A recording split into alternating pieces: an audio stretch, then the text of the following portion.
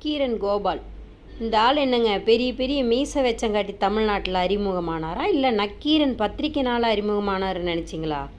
நம்ம அண்ணன் வீரப்பனுங்க சத்தியமங்கல காட்டை 36 வருஷமாக ஆண்டுட்டு இருந்தார். 3 மாநிலங்களாலே அவரால் 36 வருஷமாக ஒன்றுமே பண்ண முடியல. இன்றைக்கி அவர் இறந்த பின்ன வேணா அவன் அப்படி போனான் இப்படி போனான் பயந்தாங்கோலி அப்படின்னு எல்லாம் சொல்கிறவங்க கூட இருக்காங்க. ஆனால் இந்த நக்கீரன் கோபால் மட்டும் உள்ளே போயிட்டு வருவார். அவர் தமிழ்நாட்டு மக்களுக்காக ஒவ்வொரு கண்டிஷனையும் வச்சு பெரிய பெரிய லெஜண்டுகளை எல்லாம் கடத்திட்டு போவார். ஒன்றுமே பண்ண மாட்டார். அவங்கள நல்ல ராஜ உபசரணை தான் பண்ணுவார். அது இந்த நக்கீரன் கோபாலே வெளியே சொல்லியிருக்காரு.